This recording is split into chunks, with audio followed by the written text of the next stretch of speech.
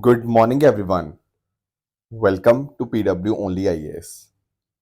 दोस्तों, आप सबको याद होगा कि बिहार के अंदर अभी कुछ टाइम पहले ही स्पेशल इंटेंसिव रिवीजन एसआईआर जो एक्सरसाइज थी वो इलेक्शन कमीशन ऑफ इंडिया के द्वारा कंडक्ट करवाई गई। एंड इस पर्टिकुलर एक्सरसाइज के अंदर 68 लाख से भी ज़्यादा ऐसे नाम थे जिनको इलेक्टोरल रोल से हटाया गया था। अब इस मुद्दे के ऊपर बहुत ज़्यादा बहस उठी थी। ओपोजिशन पार्टीज सुप्रीम कोर्ट में भी गई थी, राइट। एंड बाद में इन दी एंड यहाँ पे एक्सरसाइज तो कंडक्ट हुई, बस उसमें तरीके में थोड़े से चेंजेस किए गए।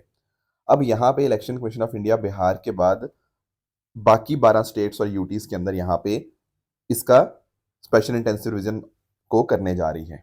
अब इसमें आप नोटिस कर पाओगे कि आने वाले समय के अंदर जहां तमिलनाडु में इलेक्शन हो रहे हैं वो स्टेट भी इन्वॉल्व है, वेस्ट बंगाल, केरला, पुडुचेरी, इसके अलावा छत्तीसगढ़, गोवा, गुजरात, केरला। तो there have been so many different different states and UTs जहां पर अब स्पेशल इंटेंसिव रिवीजन यहाँ पे होने जा रही है। अब जैसा बिहार में कंट्रोवर्सी हुई थी, आप एक्सपेक्ट करना कि फिर से वैसी कंट्रोवर्सी आपको वेस्ट बंगाल और तमिलनाडु में भी होगी, क्योंकि आने वाले टाइम में इनके यहाँ भी चुनाव है एंड वहाँ पर आपकी ऑपोजिशन पार्टीज यहाँ पे खुलकर इसको यहाँ पे विरोध करने वाली हैं। तो ये जो अभी प्रोसेस यहाँ पे बताया गया है इलेक्शन कमीशन ऑफ इंडिया के द्वारा, वो ये है कि जो पहले तो 4 नवंबर से वो इन्यूमरेशन फॉर्म्स जो होंगे वो स्टार्ट हो जाएंगे और 1 महीने बाद वो एंड हो जाएगा पूरा का पूरा प्रोसेस। पहले एक बार ड्राफ्ट रोल यहाँ पे रिलीज किए जाएंगे। मान लेते हैं कुछ ऐसे लोग हैं जिनका नाम कट गया है उस लिस्ट से, फिर ऐसे नाम को डिस्प्ले किया जाएगा पंचायत के बाहर, अर्बन लोकल बॉडी के ऑफिस के बाहर। एंड वो लोग यहाँ पे अपना रिप्रेजेंटेशन दे सकते हैं कि उनका नाम क्यों नहीं कटना चाहिए, या फिर लेट से कुछ अगर गलती हुई है। एंड इस तरह से 7 फरवरी 2026 तक हमें इन 12 स्टेट्स और यूटीज के जो आपके फाइनल इलेक्टोरल रोल्स होंगे वो हमारे सामने यहाँ पे पब्लिश कर दिए जाएंगे। तो काफ़ी सारे चेंजेस करने इंपॉर्टेंट भी होते हैं, नो डाउट अबाउट इट, क्योंकि पिछली बार ये जो ज़्यादातर स्टेट्स है ना, इनमें जो इस तरह की एक्सरसाइज हुई थी वोटर लिस्ट के रिगार्डिंग रिवीजन जो हुई थी वो 2002, 2003, 2004 के आसपास हुई थी। तो 20 साल से भी ज़्यादा लंबा समय हो चुका है। तो ये नेसेसिटी भी है, बट इंपॉर्टेंट बात यही है कि जो हमारा कॉन्सेप्ट है यूनिवर्सल आइडेंटिटी फ्रेंचाइज का, कहीं ना कहीं ऐसा ना हो कि किसी गलत इंसान को यहाँ पे या मतलब किसी सही इंसान को वंचित ना किया जाए वोटिंग करने से। तो दोनों बातों को यहाँ पे ध्यान में रखना अपने आप में बहुत बहुत ज़्यादा इंपॉर्टेंट बन जाता है। दोस्तों, इलेक्शन तो असम के अंदर भी हैं, बट असम के अंदर यहाँ पे स्पेशल इंटेंसिव रिवीजन नहीं होगा, क्योंकि अगर हम बात करें ना तो असम के अंदर स्पेशल इंटेंसिव रिवीजन के लिए एक अलग मैकेनिज्म है। जैसे आप नोटिस कर पाओगे सिटीजनशिप एक्ट के अंतर्गत ये बात प्रोविजन यहाँ पे है। एंड इवन अगर हम बात करें सुप्रीम कोर्ट की सुपरविजन के अंतर्गत ऑलरेडी ये एक्सेस जो है वो कंप्लीट होने वाली है। दोस्तों, डेट है आज की 28 अक्टूबर 2025 एंड आप सभी का स्वागत है आज के प्रीलिम बूस्टर न्यूज़ डिस्कशन में। स्टार्ट करने से पहले मैं आप सबको बता दूं कि हमारी टीम के द्वारा जो दिवाली ऑफर्स लाए गए थे वो लगभग ख़त्म होने वाले ही हैं। तो आप सब लोग यही कर सकते हैं कि जल्दी से जल्दी आपके जितने भी ऑनलाइन ऑफलाइन कोर्सेज हैं उनके अंदर आप एनरोल कर सकते हैं। आपको सभी पर्टिकुलर इन कोर्सेज के ऊपर अप टू 70% ऑफ देखने को मिल जाएगा, चाहे वो 1 ईयर वाले कोर्सेज हैं, चाहे वो 2 ईयर वाले कोर्सेज हैं, या फिर अगर हम बात करें जो प्रारंभ 3 ईयर कोर्स है, इन सब के अंदर आपको बहुत भारी छूट आपको देखने को मिलेगी। तो दोस्तों, जितने भी कोर्सेज हैं उन सब के जो लिंक्स हैं नीचे डिस्क्रिप्शन में दिए हुए हैं, वहां पर जाकर आप उन कोर्सेज के अंदर खुद को एनरोल कर सकते हैं। चलिए स्टार्ट करते हैं। पहला जो टॉपिक हमें डिस्कस करना है वो डिस्कस करना है पीएम अभीम के बारे में। थोड़ा इसको अंडरस्टैंड करने की कोशिश करेंगे कि आखिर ये टॉपिक क्या है। देखो, कुछ दिन पहले ना मैंने आप लोगों के साथ आयुष्मान भारत के बारे में डिस्कशन किया था। अब मैंने आप उसमें डिस्कशन किया था कि आयुष्मान भारत में हम प्राइमरी का भी और सेकेंडरी टर्शरी हेल्थ केयर सबका ध्यान रखते हैं। सेकेंडरी टर्शरी हेल्थ केयर तो होता है थोड़ा एडवांस वाला, प्राइमरी होता है जहाँ आपका प्रिवेंटिव हेल्थ केयर या बेसिक हेल्थ केयर आपका, जैसे आपका जुकाम, गला खराब, योग, ये सब चीज़ें आपकी प्राइमरी में आ जाती हैं। एंड आपकी स्पेशलिस्ट हेल्थ केयर या इवन उससे भी एडवांस जैसे आपका आईसीयू और बाकी सब इस तरह की चीज़ें, मल्टी स्पेशलिटी, वो secondary and tertiary health care के अंदर आती है। मैंने आपको बताया भी था आयुष्मान भारत में जो प्रधानमंत्री जन आरोग्य योजना है वो इंश्योरेंस कंपोनेंट का काम करता है। इंश्योरेंस कंपोनेंट कैसे कि अगर मान लीजिए एक परिवार है जिसका आयुष्मान कार्ड बना हुआ है, तो वो 5 लाख रुपए तक का मतलब इलाज वहां पे मतलब इंश्योर्ड आपको देखने को मिल जाएगा। 5 lakh rupees per family per year. पर ध्यान रखना, ये है आयुष्मान भारत। ये आयुष्मान भारत जो है ना, ये आपका लोगों के पर्सपेक्टिव से है, डिमांड साइड को यहाँ पे कैटर करता है, हेल्थ इंश्योरेंस को यहाँ पे कैटर करता है। ठीक है कि हाँ, लोगों तक अच्छा इलाज पहुंच पाए। पर मुझे एक चीज बताओ, अच्छे इलाज के लिए अच्छे हॉस्पिटल और अच्छा इंफ्रास्ट्रक्चर भी तो होना चाहिए। हाँ, बिल्कुल सही बात है। वो अच्छा इंफ्रास्ट्रक्चर कहाँ से आएगा? उसके लिए हमारे पास जो स्कीम है उसका नाम है पीएम अभीम, दैट इज़ प्रधानमंत्री Ayushman Bharat health infrastructure mission. ये वाली जो दूसरे वाली थी, ये थी आयुष्मान भारत जन आरोग्य योजना वाली जो पीएमजय वाली। पर ये जो अभीम की बात कर रहा हूँ, ये इंफ्रास्ट्रक्चर वाली तरफ बात करती है। ये पीएम अभीम कोई इंश्योरेंस नहीं देगा, ना, इंश्योरेंस की बात नहीं है। यहाँ इंफ्रास्ट्रक्चर की बात है कि भाई आपके जो डिस्ट्रिक्ट हेल्थ यूनिट्स हैं, ब्लॉक पब्लिक हेल्थ यूनिट्स हैं, उनको बेहतर किया जाए।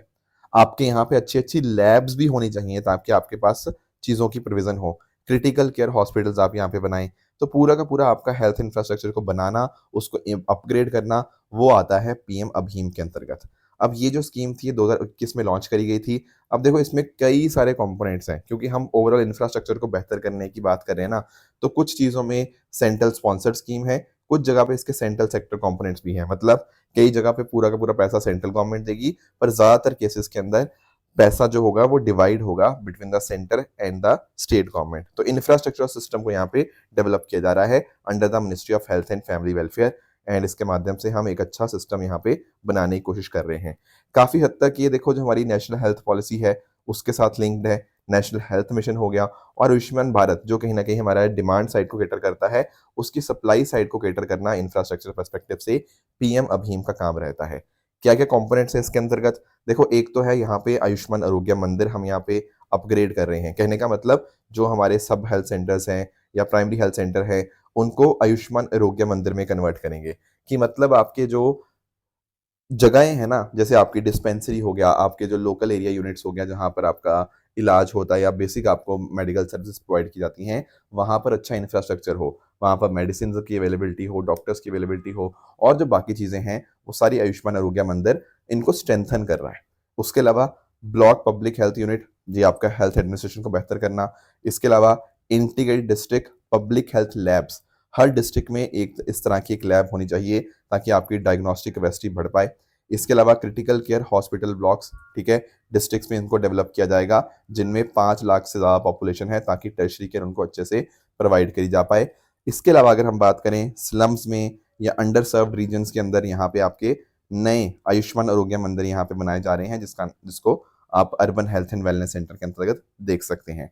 इसके अलावा पेंडेमिक के लिए पहले से ही हमें प्रिपेयर्ड रहना होगा कि अगर मान लो कोई आउटब्रेक होता है तो उसका जल्दी से जल्दी हम यहाँ पे डिटेक्ट कर पाएँ। तो उसके लिए हमने IT enabled disease surveillance system भी यहाँ पे डेवलप किया है। आर-एन-डी के ऊपर हम यहाँ फोकस कर रहे हैं।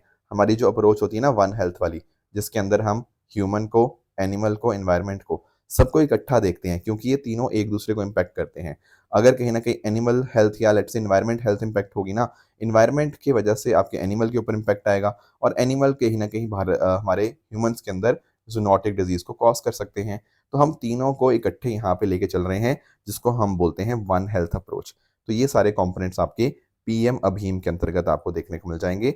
आई होप ये टॉपिक आपको क्लियर हुआ होगा। नेक्स्ट आते हैं दोस्तों अगले टॉपिक पे, दैट इज़ अल फाशिर, सूडान। ये पहली बात तो आपको लोकेशन के पर्सपेक्टिव से इम्पोर्टेंट है एंड अदरवाइज़ आपको इसके बारे में कुछ चीज़ें आपको ज़रूर पता होनी चाहिए कि आखिर ये क्राइसिस है क्या? देखो क्राइसिस ना काफ़ी पुराना हो गया अब तो, मतलब 2023 की बात है। अप्रैल 2023 की बात है। यहाँ पर ना 2 ग्रुप्स हैं सूडान के अंदर। एक है सूडान की जो आर्म्ड फोर्सेस हैं, ठीक है? और सामने है उनकी paramilitary, that is rapid support forces, ठीक है? अब 2023 में अप्रैल में यहाँ पे इन दोनों ग्रुप्स के अंदर वायलेंट क्लैशेस स्टार्ट हुए। इसका कारण यही था कि देखो 2019 से ना एक ट्रांजिशन पीरियड था। पर दोनों के बीच में सूडान की आर्मी के बीच में और सामने आपकी जो पैरामिलिट्री थी, इनके बीच में पावर के लिए यहाँ पे स्ट्रगल स्टार्ट हो गई। बाकी इसके अलावा मिलिट्री कॉन्फ्लिक्ट तो था ही था, उसके अलावा एथनिक कॉन्फ्लिक्ट्स, रीजनल कॉन्फ्लिक्ट और रिसोर्स बेस्ड कॉन्फ्लिक्ट्स आपको यहाँ पे देखने को मिल गए। जिस वजह से यहाँ पे बहुत बड़े स्तर के ऊपर लोगों को अपने घर छोड़ के जाना पड़ा, बहुत बड़े स्तर के ऊपर इंफ्रास्ट्रक्चर डैमेज हुआ, इकोनॉमी पूरी तरह से ध्वस्त हो गई एंड जिस वजह से कॉन्फ्लिक्ट आज भी हमें देखने को मिलता है। बहुत बड़े स्तर के ऊपर ना मास डिस्प्लेसमेंट हुआ। कुछ लोग तो ऐसा भी कहते हैं कि करोड़ से भी ज़्यादा, 11 मिलियन से भी ज़्यादा लोग इंटरनली डिस्प्लेस हुए हैं एंड लगभग 25 मिलियन, लगभग 2.5 करोड़ के आसपास ऐसे लोग हैं जो बहुत ज़्यादा भुखमरी के अंदर आज के समय यहाँ पे जी रहे हैं, राइट? तो दोस्तों ये जो जगह है ना अल फाशिर, ये आपको सूडान में देखने को मिलेगी। बेसिकली वहाँ नॉर्थ दारफुर की कैपिटल है ठीक है, सूडान के अंदर, ये आपका वेस्टर्न सूडान वाला जो रीजन है ना, वहाँ आपको देखने को मिलेगा। तो यहाँ पर ऐसा यूनाइटेड नेशन ने बताया है कि हज़ारों ही बच्चे ऐसे हैं जो बहुत बड़े स्तर के ऊपर खतरा है कि उनकी डेथ हो जाएगी, क्योंकि माल न्यूट्रिशन 16 मंथ के लंबे सीज़ के बाद बहुत बड़े स्तर के ऊपर यहाँ पे पहुँच गया है। इसके अलावा 2.5 लाख जो लोग हैं, जिसमें आधे बच्चे हैं, उनको खाना, हेल्थ केयर मिलना एक तरह से यहाँ पे बंद हो चुका है। तो ये जो आपका अल फाशीर वाला रीजन है, ये सूडानीज़ आर्मी के कंट्रोल में है, पर ये लगभग आखिरी आपका कंट्रोल है सूडानीज़ आर्मी का, जहाँ पे हेल्थ फैसिलिटीज़ पूरी तरह से यहाँ पे चरमरा गई हैं। 30 मिलियन लोग जो हैं सूडान के अंदर, जिसमें 15 मिलियन लगभग बच्चे हैं, उनको बहुत ज़्यादा अर्जेंट एड की यहाँ पे रिक्वायरमेंट है, ऐसा यहाँ पे बताया गया है। केवल और केवल 25% जो कि यहाँ पे UN Sudan humanitarian response plan था, उसमें केवल 25% फंडिंग ही यहाँ पे हो पाई है। तो बहुत खतरे में है सूडान आज के समय के ऊपर, बहुत बड़ा क्राइसिस चल रहा है। अलग अलग हिस्सों में बहुत ज़्यादा फेमेन्स वगैरह आपको यहाँ पे देखने को मिल जाएंगे। एंड इवन बेसिक चीज़ें, खाना, पानी, शेल्टर, सैनिटेशन, ये भी एक तरह से यहाँ पे बिल्कुल ख़त्म हो चुकी हैं। तो दोनों पर्सपेक्टिव, चाहे आपका आईआर के पर्सपेक्टिव से हो एंड इवन लोकेशन पर्सपेक्टिव से, आपको ये बातें पता होनी चाहिए। नेक्स्ट आते हैं अगले टॉपिक पे, that is artificial rain to curb air pollution. अब आप लोग दोस्तों जानते ही हो कि दिल्ली में क्या हालत है, ठीक है ना। तो एक्चुअली पता क्या है, दिल्ली सरकार यहाँ पे आर्टिफिशियल रेन करवाने जा रही है, और हमारी जो सीएम है, ठीक है, रेखा गुप्ता जी, उन्होंने बताया भी है कि आज यानी कि 28 अक्टूबर से लेके 30 अक्टूबर के बीच में एक दिन ऐसा होगा जब आपका आर्टिफिशियल रेन करवाई जाएगी। हाईली प्रोबेबल कल का दिन है 29 अक्टूबर, ठीक है, तो मोस्ट प्रॉब्ली कल यहाँ पे रेन होगी, ऐसा रेखा गुप्ता जी ने बताया है। तो समझते हैं कि आखिर ये कॉन्सेप्ट है क्या। देखो, इसको करवाने वाली डेफिनेटली हमारी दिल्ली सरकार ही है, पर दिल्ली सरकार के साथ साथ जो मदद की जा रही है, ये जो टेक्निकल पार्टनर है, वो आईआईटी कानपुर है, ठीक है। अब क्वेश्चन ये आता है कि सर ये कैसे करवाते हैं आर्टिफिशियल रेन। हम रेन तो हम समझते हैं, पर ये आर्टिफिशियल रेन कैसे करवाई जाती है, थोड़ा आप इसको अंडरस्टैंड करना। देखो, पहली बात तो ना आप इस बात को समझना कि रेन करवाने के लिए ना बेसिक क्लाउड्स तो होने चाहिए। ऐसा नहीं हो सकता कि मान लो क्लाउड है ही नहीं और हम जाके बारिश करा दें ना। बेसिक तो पहले चीजें से रेडी होने चाहिए, थोड़े बहुत क्लाउड्स तो होने चाहिए। इसीलिए ना हम लोगों ने वेट किया है 28 से 30 अक्टूबर जो दिया हुआ है ना, इसीलिए दिया हुआ है। इसका कारण पता क्या है, कल से पहले क्लाउड्स नहीं थे यहाँ पे दिल्ली के आसपास। अब यहाँ पे क्लाउड्स थोड़े बहुत ऐसे बनने स्टार्ट हुए हैं, तो कल का दिन ऐसा प्रॉबल माना जा रहा है कि कल अच्छे खासे क्लाउड्स होंगे, तो कल हमारे लिए बारिश करवाना थोड़ा आसान होगा। सवाल आता है कि कैसे कर कैसे रहे हैं ये। देखो, होता पता क्या है, जैसे मान लो यहाँ पे आपके बादल हैं, ठीक है, तो हम यहाँ पे क्या करेंगे, हम करेंगे दोस्तों क्लाउड सीडिंग। क्लाउड सीडिंग का मतलब क्या, हम आर्टिफिशियली यहाँ पर कुछ पार्टिकल्स, जिनको हम सीडिंग एजेंट बोलते हैं, वो यहाँ पर इन क्लाउड्स पे फेंक देंगे। क्या फेंकेंगे, क्या डालेंगे इनके ऊपर, सीडिंग एजेंट। क्या होते हैं सीडिंग एजेंट? देखो, सीडिंग एजेंट आपके हो सकते हैं, जैसे आपका सिल्वर आयोडाइड होता है, ठीक है, आपका नमक भी होता है, आपका सोडियम क्लोराइड हो गया।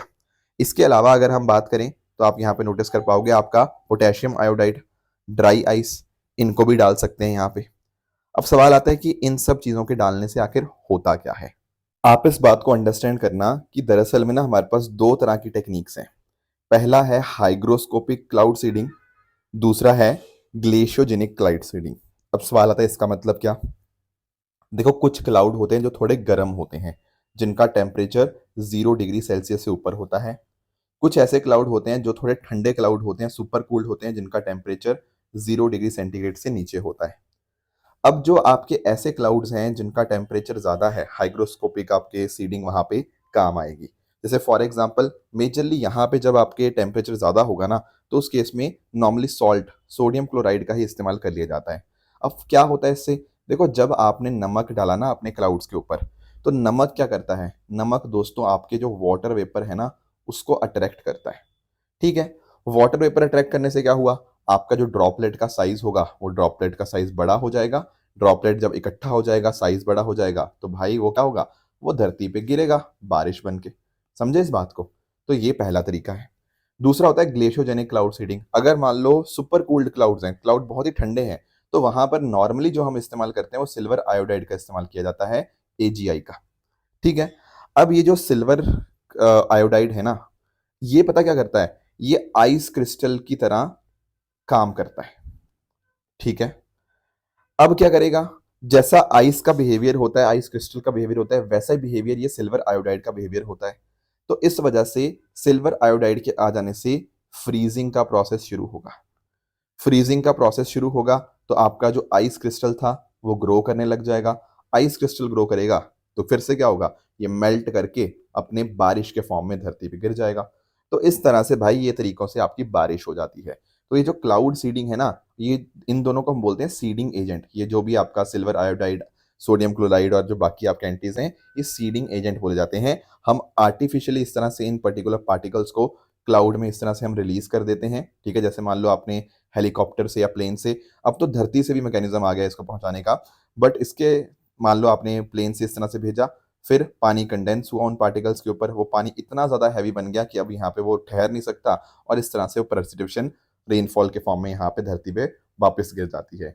तो ये हम यहाँ पे कोशिश कर रहे हैं। तो ऐसा माना जा रहा है कि 28 या 29 अक्टूबर को, मोस्टली 29 अक्टूबर को ही होगी, कि आपके यहाँ पे दिल्ली में बारिश होगी। तो लगभग आधा घंटा लगता है इस मेथड को। अब क्या होगा, जब कहीं ना कहीं इस तरह से बारिश होगी तो भाई जो भी हमारे PM 2.5 वगैरह हैं, जो आर्टिकल इस तरह से पार्टिकल्स हैं, जो हमारा एयर क्वालिटी इंडेक्स इतना खराब हो रखा है, वो गिर जाएगा, वो खराब हो, वो आपका कम हो जाएगा। क्योंकि आपके PM 2.5 जब वगैरह और जो बाकी जो पार्टिकल्स हैं, जब वो बारिश के साथ कांटेक्ट में आएंगे तो वो धरती पे गिर जाएंगे, तो एयर पोल्यूशन हमारे यहाँ पे नहीं रहेगा। अब दोस्तों इसके ऊपर भी ना बड़े सारे फिर से क्वेश्चन मार्क उठने लग गए हैं। अब इस पे क्या दिक्कत आ गई है लोगों को, इस पे लोगों को दिक्कत ये आ गई है कि भाई ये जो आपका सिल्वर आयोडाइड का जो इस्तेमाल आप कर रहे हो ना, सिल्वर आयोडाइड दरअसल में काफी खतरनाक हो सकता है। क्यों? क्योंकि सिल्वर आयोडाइड से आपके काफी सारे हेल्थ रिस्क हो सकते हैं।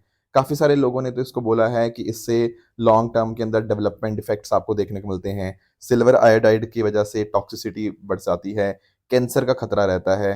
तो बहुत सारे लोग इसके ऊपर भी यहाँ पे क्वेश्चन मार्क यहाँ पे करने लग गए हैं। तो देखते हैं इसका क्या इम्पैक्ट होता है, कितना फायदा है, कितना नुकसान है। बाकी देखो क्वेश्चन मार्क इसकी आर्टिफिशियल रेन की इफेक्टिवनेस को लेके भी है। पहली बात तो मैंने जैसे आपको बताया ना कि अगर आपके पास क्लाउड्स है ही नहीं ना, फिर तो ये काम कर ही नहीं सकता। ठीक है, तो क्लाउड्स, बेसिक क्लाउड्स तो होने चाहिए तभी जाके होगा। तो दिल्ली में कल ऐसे क्लाउड्स आ जाएंगे। ठीक है, फिर इसके अलावा अगर हम बात करें तो ये भी इंपॉर्टेंट है कि बाकी जगह पे कुछ ऐसा हुआ है। देखो बाकी जगह चाइना में, UAE ने और बाकी सब देशों ने ऐसे देखा है, तो हाँ इम्पैक्ट आता जरूर है। पर ये कह देना कि बहुत बड़े स्तर के ऊपर बारिश में चेंजेस आ जाते हैं, ऐसा नहीं है। जैसे चाइना ने बोला है कि 4% तक इंक्रीज आ जाता है बारिश का, तो it is not a very big number. ठीक है ना, बट हाँ बारिश करवाने में कुछ हद तक सक्सेसफुल जरूर है, बट पूरी तरह से अभी इसको और बेहतर होना अभी बचा हुआ है। नेक्स्ट आते हैं हमारे अगले टॉपिक की तरफ, that is your topic of green cess. अब सेस तो आप लोग समझते होंगे, सेस क्या होता है, एक तरह का टैक्स ऑन टैक्स आपको देखने को मिलता है। ठीक है, अब एक्चुअली ना अगर हम बात करें उत्तराखंड स्टेट की, तो उत्तराखंड आप जानते हो, देखो ग्रीनरी के मामले में, एनवायरनमेंट के मामले में काफी अच्छा स्टेट है, राइट। तो इसीलिए उनको अपने यहाँ पे ग्रीनरी को मेंटेन करना है, इन्वायरमेंट को मेंटेन करना है। तो 25 साल कंप्लीट हो रहे हैं उत्तराखंड स्टेट बनने के। तो उत्तराखंड सरकार ने ये सोचा है कि जो भी व्हीकल्स दूसरे स्टेट से उत्तराखंड में एंट्री करेंगे ना, उसमें हम लगाएंगे ग्रीन सेस। क्यों लगाएंगे भाई, यहाँ पे एक्चुअली जब इस तरह से आपकी व्हीकल्स आएंगी सिटी के अंदर या अपने स्टेट के अंदर एंटर करेंगी, तो कहीं ना कहीं एनवायरमेंट पोल्यूशन होगा। तो हम उनसे पता क्या ले लेंगे, उनसे हम ले लेंगे यहाँ पे ग्रीन सेस। किसके ऊपर लगाएंगे, जो उत्तराखंड के बाहर की आपकी गाड़ियां हैं। और सारी गाड़ियों पे नहीं लगेगा। जैसे आपकी इलेक्ट्रिक व्हीकल्स हैं, तो भाई इलेक्ट्रिक व्हीकल पे नहीं लगेगा, क्योंकि इलेक्ट्रिक व्हीकल उतना पोल्यूशन नहीं करती हैं। आपके CNG व्हीकल्स के ऊपर भी नहीं लगेगा। इसके अलावा आपके टू व्हीलर्स वगैरह के ऊपर भी नहीं लगेगा। आपके सरकारी व्हीकल्स, आपके एम्बुलेंस वगैरह के ऊपर भी नहीं लगेगा। पर जो बाकी है ना, इसके अलावा जो नॉर्मल आपकी गाड़ियां हैं, उनके ऊपर लगेगा। तो यहाँ से जो पैसा इकट्ठा होगा, उस पैसे को हम इकट्ठा करके हम उसका इस्तेमाल करेंगे अपने इन्वायरमेंट को बचाने के लिए। ये यहाँ पे उत्तराखंड का यहाँ पे प्लान है। तो दिसंबर के अंदर ये पर्टिकुलर ग्रीन सेस यहाँ पे उत्तराखंड में इंट्रोड्यूस कर दिया जाएगा। ठीक है ना, एंड इसके माध्यम से ये सारा ओवरऑल हम air quality improvement, green infrastructure बनाने के अंदर इस्तेमाल करेंगे। ठीक है ना, तो इसका पर्पस यही है कि हम पोल्यूशन कॉजिंग एक्टिविटी को, मतलब इन जनरल ग्रीन सेस की बात करें, कोई भी चीज़ से पोल्यूशन होता है ना, उसके ऊपर आप टैक्स लगाओ, उसके ऊपर एक सेस लगाओ। ठीक है ना, तो इससे कहीं ना कहीं व्हीकल एमिशंस के रिडक्शन में, रोड डस्ट को कंट्रोल करने के अंदर, इसके अलावा अर्बन ग्रीन के अवर को एक्सपैंड करने के अंदर, क्योंकि वो पैसे का हम इस्तेमाल यहाँ करेंगे ना। बाकी आप लोग जानते होंगे प्रधानमंत्री जी का एक मिशन है, लाइफस्टाइल फॉर एनवायरनमेंट, कि हमें अपनी ज़िंदगी के अंदर कुछ ऐसे ऐसे बदलाव करने चाहिए जिससे एक इंसान भी इन्वायरमेंट को प्रोटेक्ट करने के अंदर काम कर पाए। तो डेफिनेटली उसके अंदर भी ये कंट्रीब्यूट करता है, और हमारा जो नेशनल क्लीन एयर प्रोग्राम है, उसके अंतर्गत भी भारत के गोल्स को अचीव करने के अंदर यहाँ पे मदद मिलती है। तो this is about green cess. Next जो हमारे सामने टॉपिक है वो है आपका UN convention against cyber crime. थोड़ा सा इसको अंडरस्टैंड करते हैं कि आखिर इसका मतलब क्या है। देखो, अभी ना वियतनाम हनोई के अंदर एक कॉन्फ्रेंस हुई, यूनाइटेड नेशन कॉन्फ्रेंस। अब इस कॉन्फ्रेंस के अंतर्गत 72 देशों ने कन्वेंशन अगेंस्ट साइबर क्राइम को यहाँ पे साइन किया। ठीक है। अब आपका पहले दिमाग में आएगा सर साइबर क्राइम का मतलब क्या है। देखो, साइबर क्राइम आप जानते ही होंगे, जैसे फॉर एग्जांपल आप नोटिस कर पाते हो कि कई बार कुछ हैकिंग करी जाती है, अनऑथराइज्ड हैकिंग, फिर डेटा चोरी कर दिया जाता है, ऑनलाइन बहुत सारे लोगों के साथ फ्रॉड होता है, ये तो आप लोग सुनते ही रहते हो आज के समय के ऊपर। एंड इसके अलावा ना आपने नोटिस किया होगा कई बार कि गलत गलत इमेजेस ऑनलाइन आपके एक जगह से दूसरी जगह भेजी जाती हैं। That is very very wrong. जैसे कई बार बच्चों का सेक्सुअल अब्यूज होता है ऑनलाइन, ये भी साइबर क्राइम के अंतर्गत आता है। कुछ ऐसा एक्सप्लॉयटेशन वाला मटेरियल लोगों में डिस्ट्रीब्यूट करना, वो भी आपका साइबर क्राइम के अंतर्गत आ जाता है। बच्चों का चाइल्ड अब्यूज हो गया, या फिर एक बच्चे को यहाँ पे सेक्सुअल ऑफेंस करने के लिए सिखाना, वो सारी चीज़ें आपका साइबर क्राइम के अंतर्गत आती हैं। बाकी ये जो फ्रॉड वाली चीज़ें हैं ना, जो हैकिंग वाली चीज़ें हैं, ये भी आपकी साइबर क्राइम के अंतर्गत ही आएंगी। तो यहाँ पर ये UN convention against cyber crime के अंदर फोकस यही किया गया कि कैसे हम इन साइबर क्राइम को रोकें। तो इन्होंने एक कन्वेंशन बना लिया, ठीक है। इस 72 देशों ने यहाँ पे इसको साइन भी कर लिया। अब यहाँ पे देशों को क्या करना होगा, इसको रेटिफाई करना होगा, अपने देश के अंदर, अपने लॉज के अंदर, डोमेस्टिक लॉज के अंदर चेंजेस लाने होंगे, ताकि जो वो ट्रीटी यहाँ पे है ना, इस ट्रीटी के यहाँ पे विजन को यहाँ पे वो सक्सेसफुल बना पाए।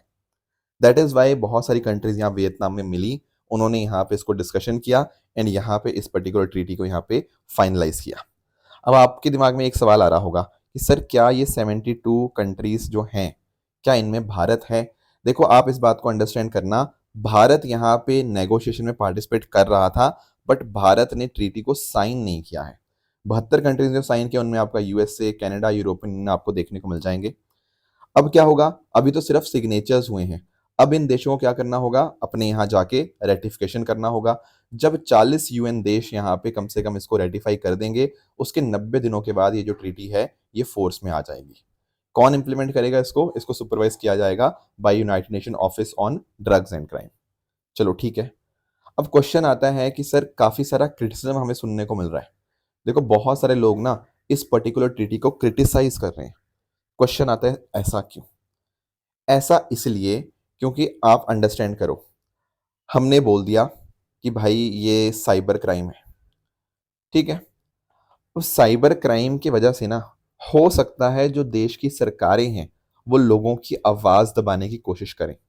क्यों? क्योंकि मान लो किसी ने बोल दिया कि साइबर क्राइम हमें इन्वेस्टिगेशन करना है, तो उसके लिए हम आपका सारा का सारा डिजिटल फुटप्रिंट चाहते हैं। कहने का मतलब कि भाई अपनी ईमेल आईडी, मतलब हमें आप अपने ईमेल दिखाओ, अपने डिवाइस, अपना मोबाइल फ़ोन अपना आपको हमें हमारे पास देना पड़ेगा, आपका फ़ोन का डेटा आपको हमें देना पड़ेगा, आपका आईपी एड्रेस हो गया।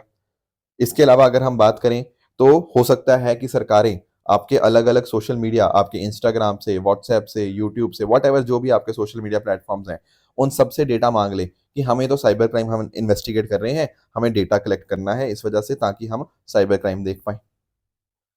और लोगों को डाउट पता क्यों आ रखा है, लोगों को डाउट इसलिए आ रखा है क्योंकि यहाँ पे जो ट्रीटी है ना ये वियतनाम के अंदर हुई।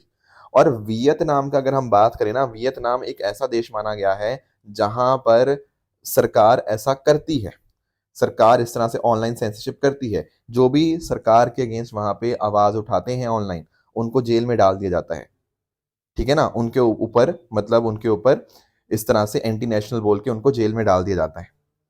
तो भाई इस तरह से नेशनल सिक्योरिटी के नाम के ऊपर हो सकता है कि जो देश हैं वो यहाँ पर इस पर्टिकुलर ट्रीटी का गलत इस्तेमाल करें, ठीक है ना। बाकी इसके अलावा जो अलग अलग गूगल है और बड़ी बड़ी बड़ी कंपनियां हैं, उन्होंने भी बोला है कि यार इस पर्टिकुलर ट्रीटी का मिसयूज हो सकता है सर्वेलेंस के लिए। आपने सरकार इसको, अब सामने वाले आपके ऑपोजिशन की आवाज़ को दबाने के लिए इसका इस्तेमाल कर सकती है। दैट इज़ वाई ये पर्टिकुलर ट्रीटी आज के समय बहुत ज़्यादा क्रिटिसिज्म यहाँ पे फेस कर रही है। बट आई होप आपको ये समझ आ गया होगा UN convention against cyber crime आखिर है क्या। नेक्स्ट जो दोस्तों हमारे में जो टॉपिक डिस्कस करना है that is India's digital language revolution, इसको हमें अंडरस्टैंड करना है। दोस्तों पीआईबी के अंदर यहाँ पे हमारे सामने देखने को मिला, एंड इसमें ना बहुत सारी बातें करी गई कि कैसे हम आज के समय डिजिटल लैंग्वेज के माध्यम से हम यहाँ, जैसे में एआई का बहुत बड़ा इस्तेमाल है, यहाँ पर हम लैंग्वेज को प्रोटेक्ट करने की, प्रिजर्व करने की यहाँ पे कोशिश कर रहे हैं। क्योंकि भारत देश में आपको जानते हो कि 22 शेड्यूल लैंग्वेजेस ही हैं, उसके अलावा बहुत सारी आपको ट्राइबल और रीजनल डायलेक्ट्स देखने को मिलते हैं। इंपॉर्टेंट ये है कि हम इनको बचा के रखें, इनको प्रोटेक्ट करके रखें, वहाँ एआई का बहुत बहुत इंपॉर्टेंट रोल है। खासकर इसमें अगर हम बात करें, एक तो हो गया आपका भाषणी प्लेटफॉर्म। भाषणी प्लेटफॉर्म आपका नेशनल लैंग्वेज ट्रांसलेशन मिशन के अंतर्गत लॉन्च किया गया था, जिसमें आपकी 22 शेड्यूल्ड और बाकी और ट्राइबल लैंग्वेजेस के लिए रियल टाइम बेसिस के ऊपर ट्रांसलेशन होता है। यानी कि आपने कुछ बताया तो रियल टाइम के ऊपर आपने उस लैंग्वेज के अंदर उसको ट्रांसलेट कर दिया। इसको इनफैक्ट ना संसद भाषणी के साथ में इंटीग्रेट किया गया है।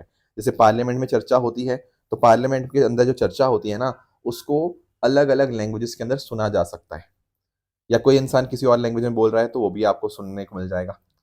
ठीक है ना, तो ये भाषणी प्लेटफॉर्म के माध्यम से हो पाया है।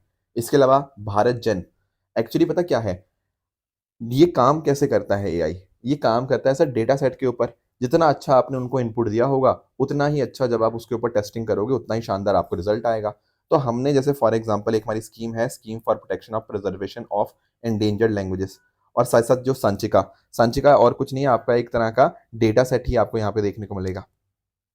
तो हुआ यहाँ पे ये है कि इन डेटा सेट्स के माध्यम से, इन रिपोजिटरीज के माध्यम से, अब हमने जो भारत जन डेवलप किया है, उसमें आराम से टेक्स्ट टू टेक्स्ट और टेक्स्ट टू स्पीच आप ट्रांसलेशन कर पाओगे। ठीक है। अब उससे क्या फ़ायदा है? उससे गवर्नेंस में, एजुकेशन में, हेल्थ केयर में काम आएगा। मतलब आपको एक लैंग्वेज आती है, लेट्स से मुझे यहाँ पे इंग्लिश आती है, पर भाई मुझे मराठी नहीं आती, तो कोई दिक्कत नहीं है भाई, भारत जन प्लेटफॉर्म है ना, फटाफट टेक्स्ट टू टेक्स्ट यहाँ पे ट्रांसलेट हो जाएगा, टेक्स्ट टू स्पीच ट्रांसलेशन हो जाएगा। इसके अलावा ट्राइबल लैंग्वेजेस के लिए भी, प्रिजर्वेशन के लिए भी हमने काम किया है। जैसे एक है आदिवाणी। आदि मतलब आप समझ गए होंगे, ट्राइबल्स के कॉन्टेक्स्ट में यहाँ पे वर्ड इस्तेमाल हुआ है, और वाणी आप जो बातचीत की भाषा होती है, ठीक है। तो इसमें आप अंडरस्टैंड कर पाओगे। तो भारत का पहला AI driven tribal language platform Adivani ही है, 2024 में जो लॉन्च हुआ था। इसमें सांथली, भीली, मुंदरी, गोंडी, ये अलग अलग लैंग्वेजेस आपको यहाँ पे कवर होती हुई देखने को मिल जाएंगी। यहाँ स्पीच रिकग्निशन का भी और एनएलपी, नेचुरल लैंग्वेज प्रोसेसिंग का भी इस्तेमाल हुआ है। बेसिकली एआई का इस्तेमाल हुआ है, जहाँ पे आप अपने बोलने की चीज़ को आप यहाँ पे रिकॉर्ड करते हो, एंड इस तरह से ट्राइबल लैंग्वेज का इस्तेमाल कर लिया जाता है। इसके अलावा हमारे पास एसपीपीएल स्कीम भी है, जो मैंने आपको बताया था, scheme for protection and preservation of endangered languages. ये 2013 में आई थी। तो यहाँ पे ना ऐसी लैंग्वेजेस जो 10,000 से कम लोग बोलते हैं, जिन पे खतरा है कि यार कहीं ऐसा ना हो कि कल को ये लैंग्वेज खत्म ही हो जाए, तो उसको यहाँ पे लैंग्वेजेस को डॉक्यूमेंट किया गया है इस पर्टिकुलर स्कीम के अंतर्गत। एंड इसको इंप्लीमेंट कौन करता है? Central institute for Indian language, Mysuru. उसके अलावा सांची का रिपोजिटरी, जो मैंने आपको यहाँ पे बताया था, ठीक है ना। तो सांची का रिपोजिटरी क्या है? यहाँ पर आपकी dictionary, story books, multimedia content, ये सारा डिजिटली हमने यहाँ पे स्टोर कर लिया है, ताकि एआई ट्रेनिंग के अंदर यहाँ पे हेल्प हो पाए। उसके अलावा TRIECE स्कीम, ये क्या है? Tribal research information education communication and event scheme. देखो ये मिनिस्ट्री ऑफ ट्राइबल अफेयर्स के अंतर्गत आती है।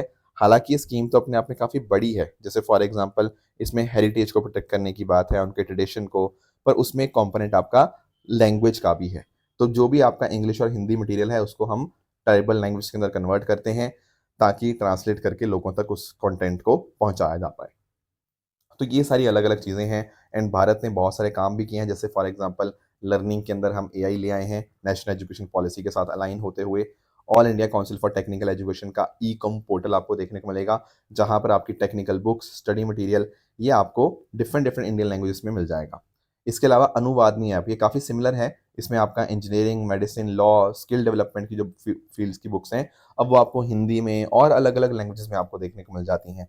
फिर आपका स्वयं पोर्टल है, जहाँ पर 5 करोड़ लर्नर्स यहाँ पे ऑनलाइन कोर्सेज यहाँ पे करते हैं, एंड यहाँ पर भी अलग अलग लैंग्वेजेस में उन कोर्सेज को वो सीख सकते हैं। इसके साथ साथ आपका नेशनल ट्रांसलेशन मिशन हो गया, आपका नेशनल मिशन ऑन मैन्युस्क्रिप्ट हो गया। तो जो हमारी एंशियंट नॉलेज है ना, उसको प्रिजर्व करने की यहाँ पे कोशिश करी जाती है। तो ये सारी अलग अलग ट्रांसफॉर्मेशन स्टेप्स हैं, जो हमने यहाँ पे एजुकेशन को और हमारी लैंग्वेजेस को प्रिजर्व करने के लिए रखे हुए हैं। आई होप ये टॉपिक्स आपको क्लियर हुए होंगे। अब दोस्तों बात रही ट्रू एंड फॉल्स स्टेटमेंट्स की। यहाँ आपके सामने कुछ स्टेटमेंट्स हैं, इनको आप पढ़िएगा, बताइएगा इनमें से कौन सा सही है, कौन सा गलत है। साथ साथ जो मैंने आपको कल होमवर्क दिया था, एक था Raksham Chitkul wild life sanctuary. तो यस दोस्तों, ये बिल्कुल अपने आप में हिमाचल प्रदेश के अंदर है, तो ये करेक्ट हो जाएगा।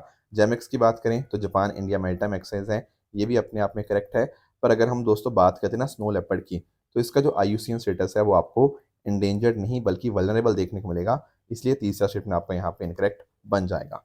दोस्तों ये थी आज की डिस्कशन। इसी तरह से आप सब लोग हार्ड वर्क करते रहिए। Thank you so much for joining. All the very best. Thank you so much.